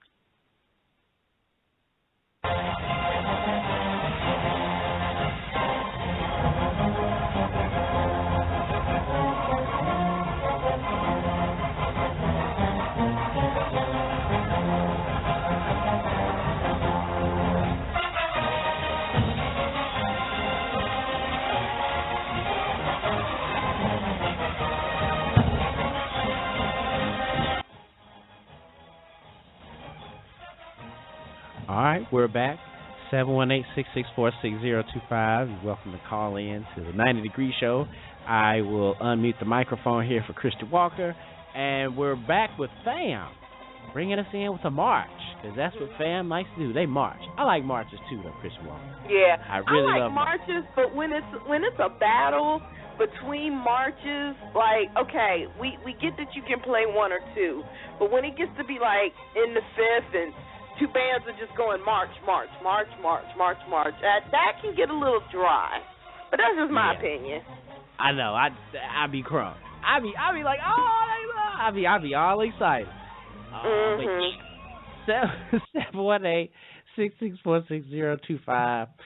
So we're in the last segment, and the news, we always, Christy always has the insight and some news for us. things are somewhat slow this week, or just a lot of things have died down. A lot of focus was on the bombings in Paris and the bombings in Africa and all the things that are going on over the globe. So that was a little bit more of, I think, interaction. Go ahead. You about to say something, Christy? Well, yeah. Well, students on our campuses now are still, making their feelings known about, especially African American students on predominantly white campuses. A lot of them are, listing demands to their presidents about how they can feel more comfortable on their campuses. So that's still going on. And actually, there was a forum last week on the campus where I work, a predominantly white school. If you listen a lot, you'll know where I work. But it was interesting because they did a live webcast and they had a moderator. And as soon as the moderator started to speak, members of the Black student movement on campus came and kind of held a protest in the middle of the forum and listed their demands, and so it's interesting. I think what's going to be interesting is after this Thanksgiving break, and then when finals come up, because it's about we're definitely on the downturn in the semester. So we'll see what happens if the students keep their momentum, if it just fizzles out. I don't think it's going to fizzle out. But, around this time of year, everybody's in exam mode and project mode. So we'll see how that goes. We'll see what happens. Christy, I'm glad you brought that up. It's interesting you brought that up. There was another post. You talking about the bros again. Shout out to Jelani Bakari. The bros, he actually had a post. He's from L.A., and it's so funny because, black folks out here from L.A., they got, this weird accent. You know what I'm saying? It's really funny. Well, what did they say? Other than the homie, but, they just talk, I don't know if it's, proper, but, it's hard to imitate, too. But, all of what you hear as far as Cube, I'm trying to think of somebody. If I really think of somebody, if I sit here and think of somebody, the stuff is blanking me now because we live on the air. But Jelani is one of these dudes with, of course, that little bit of that Hoover accent, and he posted something that, just like you said, there is a lot of protesters at UCR, University of California, Riverside, and the black students are, protest just like you were saying. And his post was 30 years ago, that was me, and blah blah blah. I don't know. We talked about this a little bit. I guess it's the decision people make. I guess where they go to school. We all need to be treated right. But man, I always, sometimes when I see a lot of these students protesting, I can't help it. But I'm like, okay, what was your black college experience? Or what was your experience? Because, and I just want the world to understand, I'm not forcing or saying all black people should go to black schools, but I would like to see what more black students, the decision they would make if they had more of a weighted, well-rounded decision. I.e., if you've seen Tuskegee, or if you've seen other places, or maybe if you've been to a black college game, after those experiences, then how do you feel about going to college? And I don't know if people have that. I think we might take things for granted, though. I mean, look at us, because what state did you grow up? You didn't grow up in North Carolina, did you? No, I grew up in St. Louis, but my mom was from Charlotte and my dad was from Jackson. So okay, but see, didn't both of your parents graduate from HBCUs? Yes, Spelman and Jackson State, right? Okay, see, that's the same with me, and both my parents graduated from A&T, and so it's kind of like, you it's what you're exposed to. And while it's easy for me, and I'm not going to lie, a little bit of me felt a little smug and thought, okay, well, you should have gone to HBCU, you wouldn't have that issue. But I was like, it's all about exposure. Like, I take for granted the fact that first of all, that I have two parents that graduated college and two parents that graduated from a black college. Right. I grew up in Virginia, 10 minutes from a HBCU, 30 minutes from another HBCU. I mean, there's students out there that just don't have that exposure, period. So I feel like, as much as I want to, like, be smug, I think some people just don't know. Right. And that's why we have this type of podcast, so we can spread the exposure. Shout out to Melita Wilson. She has the HBCU campus tours that, send the kids from, way out here and, have that exposure given to them, because geographically, they say Wiley College is the furthest western HBCU, and that's Texas, okay. So that's still a long ways away from L.A. I mean, L.A. is like, California is like pockets of black folks. It's super, super black in L.A., super, super black in Oakland, like, you know what I mean? Mm-hmm. So those young kids need some exposure or some type of HBCU, but they really don't have it. So, again, like you say, we're trying to build that on this show. But definitely, man, I definitely feel it, too, with the folks that maybe had some exposure, but they heard some other black folks saying something ignorant about the school. That's kind of, I think that's what hits my nerve more. Yeah, that is my nerve too. Yeah, and immediately when I think of that, just like you said, I'm like, well, you kind of chose to go there. You didn't want to be with the rats. You know what I'm saying? And the alligators. Mm-hmm. I remember one brother, I ain't going to say his name. I remember he came back from, I think, Southern.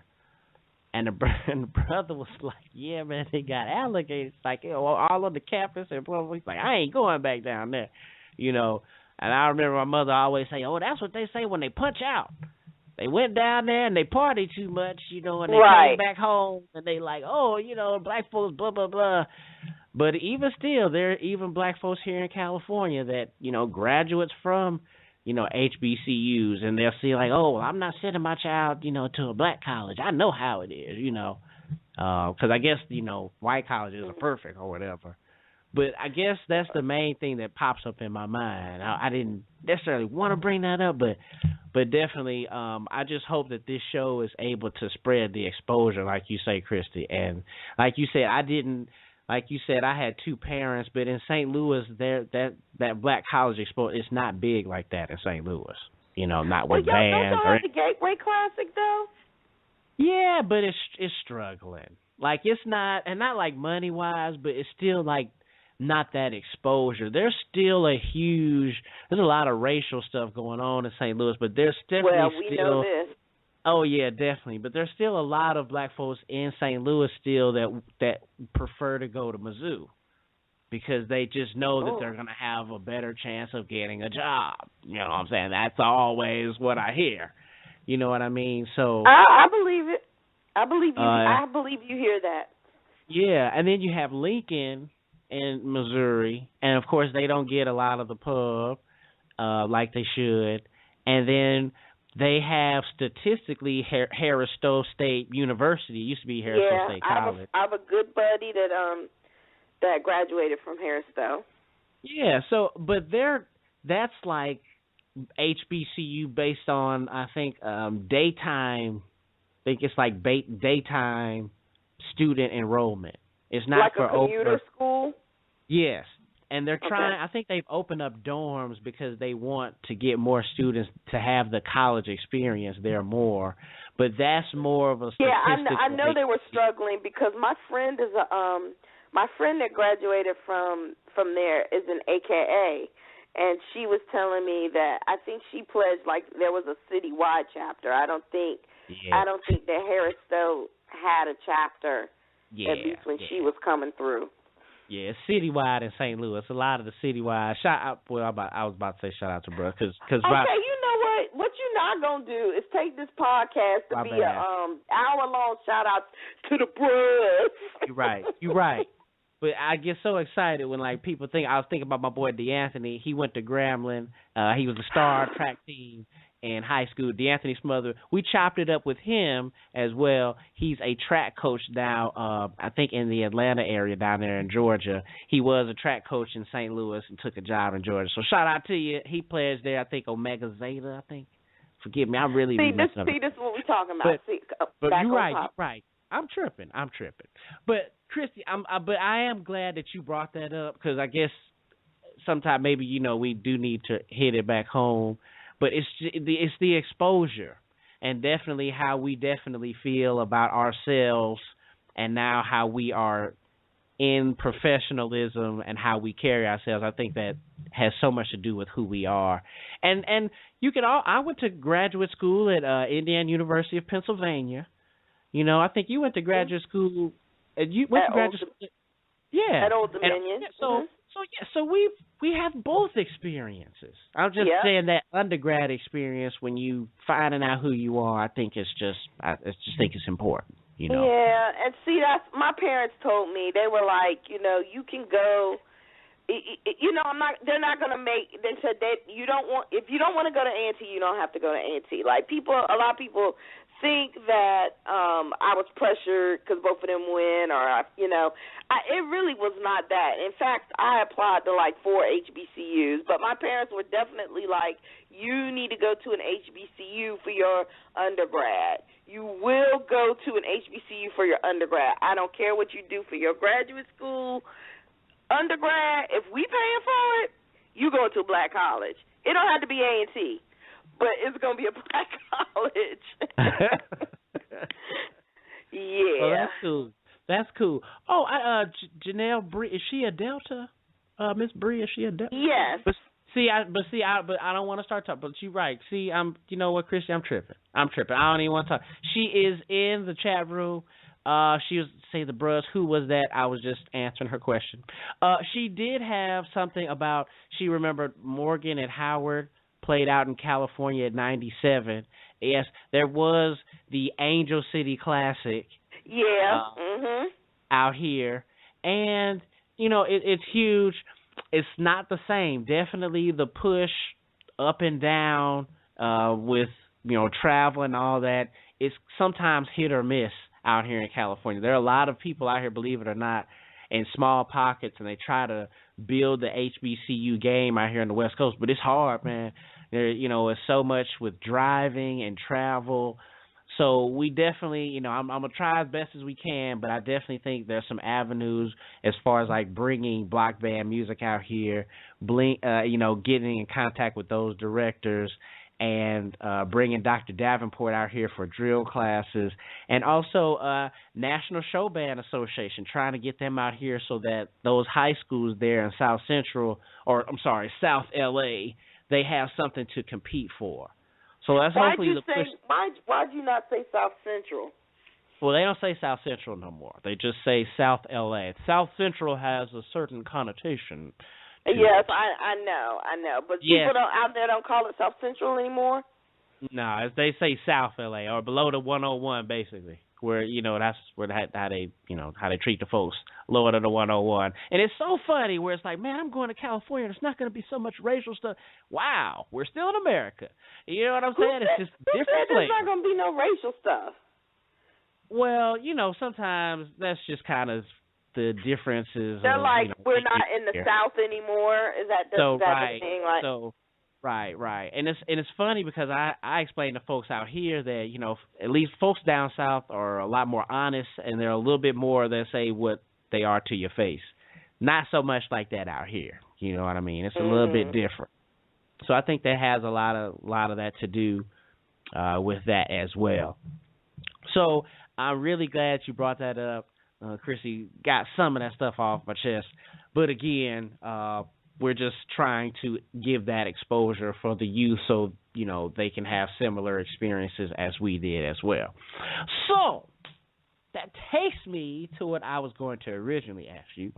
Today is the Saturday or Sunday, if you will, before the Thanksgiving holiday. So a lot of us don't have the full work week coming up. So I wanted to ask you, Christy Walker, what are you thankful for this year? Oh, my goodness. I'm thankful for my health. I'm thankful for my family. I'm thankful for my mind, that I can get up and go to work and make money and provide for myself. And, I'm thankful for all that. I'm thankful for music. I have a lot to be thankful for. I'm very blessed. And, I think it happens when you get a little bit older. I've seen maybe in the past couple of years, quite a few acquaintances have lost a parent, and it really has been getting to me. It's really hit home for me. I'm just really thankful that to have my family still around, where I can, show them that I love them, because, they may not be here. Who knows what will happen in an instant. Your loved one could not be here. And for those that may be listening that have lost a parent recently, I'm definitely praying for you and thinking for you. That this is something that's really hit close to home, because I'm very close to my parents, so I could not imagine losing one of them. And so I'm really thankful for a lot of things this year. But yeah, that's where I am. Yeah, I actually lost my dad in January, so I definitely know exactly what you mean about that. But definitely thankful for my family and my kids. I guess I'm thankful for my family because I didn't expect to come to California, and I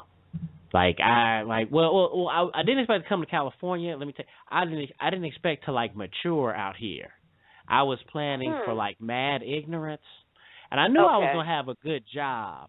So I was like, just as long as I keep it straight in the job, I'm gonna be in California. California. You know what I'm saying? And I did all right, but I found my wife, and now I got my kids. So I'm definitely thankful for them because they make me happy and stuff, and I'm with them all the time. And I don't get bored, or they don't get on my nerves, not too much. So I'm really, really happy about that. Yeah. You know what I mean? Family's good. Yeah. But, I'm working with that because, that's just how I roll. Barney said that's why he started Double Time, to be close to his dad. So also know about, his dad passed as well. And so yeah, he was a good man. I really liked Mr. Smart. Yeah. So I feel like, I'm able to talk to him now, and, working with his son. Like I said, the whole thing with Hampton, I kind of messed up with that. But, yeah, now I get to where I get to pay him back. So I'll have to tell you about that one offline. I actually brought it up. I think I talked about it in one show, matter of fact. But, yeah, I won't go into it. So really outstanding. So my second question for you, Christy, before I ask you, is there anything else before we close down the show? Where are you going this week to celebrate the Thanksgiving holiday?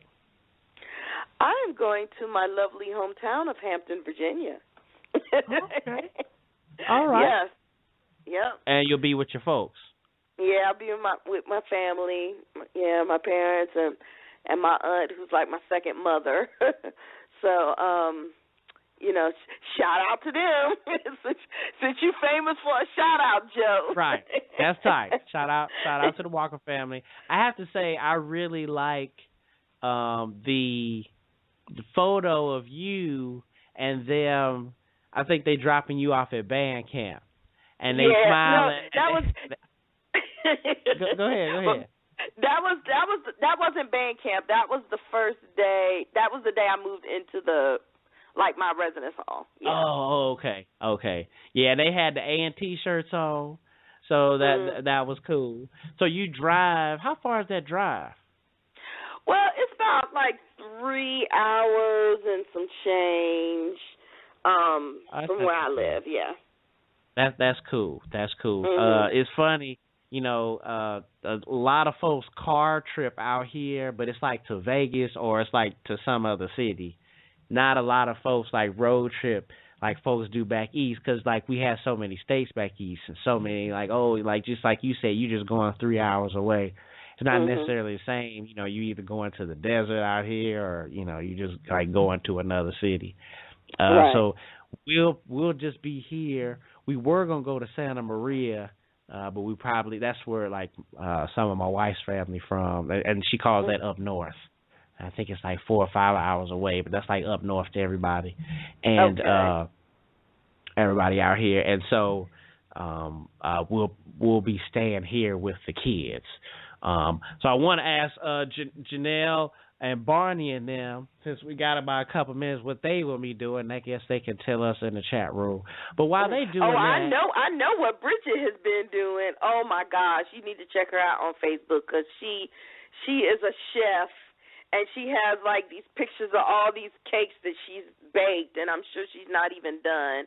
So shout out to Bridget for the cakes, and I'll try some. I'll try one someday, hopefully. Barney said, "How did a Hampton kid get to Aggieland?"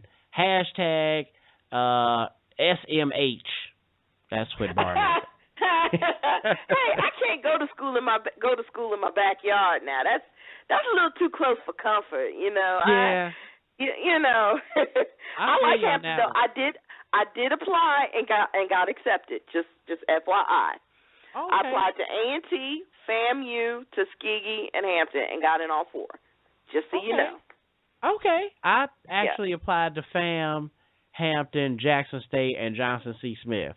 And I was the same, but I was not going to Jackson State. That's what I was like, no, I was not going there. Oh, yeah. My dad had groomed me from birth to march in the boom, basically. And I was excited, but in that last year, before I went to school, I was like, you know what, I wanna make my own name. I was into the Wu-Tang back then, Christy Walker. I still like the Wu-Tang, but I like East Well, Coast you got rap. the what is it, Liquid Swords? Yeah. Your little intro song, yeah. Yeah. That used to be my theme song, you know what I'm saying? But I was definitely into East Coast. I used to wear some Timberlands, and I used to like have them like untied, because that's what I used to see people like on New Jersey Drive doing. So I was all into being on the East Coast. So I told my dad, I was like, yo, man, I'm going to make my own name. I want to go to like, Hampton. I knew Hampton because, it was on the East Coast. You know what I mean? It was really just like an East Coast thing. And I didn't want to go to North Carolina because my mother's family was there. So I was like, I'm going to make my own name in Virginia, and it didn't work out. And then I went to Smith. I still wanted to be East Coast. You see what I'm saying? I still wanted to be East Coast. So I went to Smith. And then the whole thing with Dudley happened, and then I ended up at Jackson State. You know what I'm saying? It's just, Right. That's just how it was. So, but I feel you don't really want to go into your backyard. Some people do it, but some folks you want to go away to college. Like, go away. Yeah, and I'm glad I did that. I am agree. And yes, Bridget says she is, cooking up a storm. So that's the bomb. So, Christy, so we close out the show tonight. Do you have anything else on the radar that we should be looking for before the holiday season? Well, I'm looking forward to finding out who plays A&T in the Celebration Bowl. Yes. And should that be, because next week is the Bayou, and then the week after that is the SWAC Championship. Okay. And after that, then is it the week after? Is it going to be the Celebration Bowl? It's the 19th. So there's a week in between the SWAC Championship and the Celebration Bowl. So, the Celebration Bowl is right before Christmas. Okay. So, we'll see how, how the show goes. I definitely want to give the folks some time with the families and everything. But anything else with the blog? Anything else with the Diary of a Female Bandhead? Anything else going on? I'm gonna do some closing remarks pretty soon. Closing meaning the season ending. Like I said earlier, there's not really a lot to reinvent the wheel at the week 12, but there are just some trends that I've noticed. So I'll probably write a little something about that this week. Okay. Barney said that he's gonna be staying away from the in-laws, and all the baby kids will be running around the house. And also give him applause here. He's celebrating 16 years with his wife. Oh, that's awesome. I'm about to say, sometimes I'll be forgetting he's not older, but he's older than I am. I just be forgetting that people are like my age. Or do you always just think like people are just your age?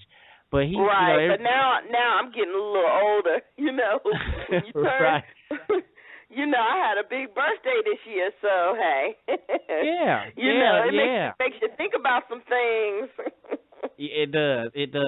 So that's actually really cool. Nothing else going on for me. I do want all the listeners to know that Chopping It Up, our season finale with Ollie Liddell, Part 2, will be this Tuesday at 6 p.m. Eastern. Again, that's our season finale, Chopping It Up. We'll be back on the air for Chopping It Up show in March of 2016, and the show will conclude there in August. So, again, we have those 4 shows programming on the network. What'd you say, Christy? And the Bayou Classic this year is not, I don't think it's going to be on the regular NBC. I think it's going to be on the NBC Sports Network. Right. And so if you're looking for it on, regular NBC like it's been probably all your life, it's not going to be there this Saturday, which I'm kind of let down about that. But, there's nothing I can do about it. But, yeah, so just be on the lookout. We are doing something about it. Podcast. Who knows? We'll generate some more money, and then our bands will be back on BET or back somewhere on some national platform. Right. To see the platform. 'Cause, that was huge. You, like you say, you my age. I remember all of those Saturday nights watching those black college games and the halftime shows. Oh, but I will say this. The Celebration Bowl is going to be on ABC. Oh, wow. It's going to be on ABC. Oh, isn't it like the first bowl game or something like that? It kicks off the bowl season or something like that? It might. Yeah, that might be it. But, yeah, right. Yep. So that's good to know. Yeah, that is. Well, I just want to let people know that if you are interested in becoming a sponsor or a patron to the Marching Podcast, please contact the show so we can give you the criteria so we can start to pub your business using our platform. We'll play your commercial, show your icon during the broadcast, and we'll post your website on our blog and help send out information through social media. So contact us so we can help build your business, all right? Really appreciate that. Anything left, Christy, before we close the show out for the weekend? I hope everybody has a happy and safe Thanksgiving. Yes, I totally agree with you as well. Please drive safely. Stay in the house. Don't drink and drive. But be safe with your family and your loved ones. It's very, very important. But like Christy said, as far as recognizing our mortality, it's something that's been on my mind as well. Especially with I got kids, and I think about 30 years from now, like where my kids will be. I guess it all happens to us. So let's keep that in the forefront of our minds in this holiday season. So thanks again for listening. Check out the website, themarchingpodcast.com. Check out the blog, themarchingpodcast.com. Shout out to Christy Walker. Shout out to the Fifth Quarter. Shout out to Double Time and all of our beloved sponsors. Like us on Facebook. Follow us on Twitter. Thanks for listening. And remember, the lectures you deliver may be very fine and true, but I'd rather get my lesson by observing what you do. Happy Thanksgiving, and see you next time.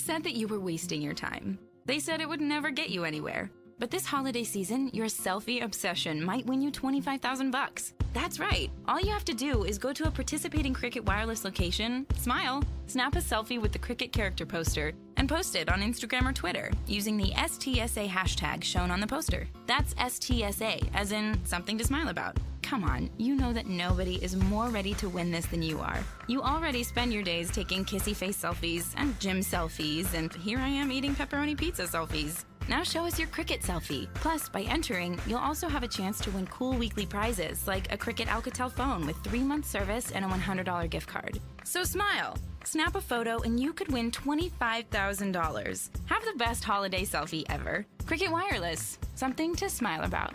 No purchase necessary. Sweepstakes valid at participating Cricket stores only. For official rules and a list of participating locations, visit stsasweepstakes.com.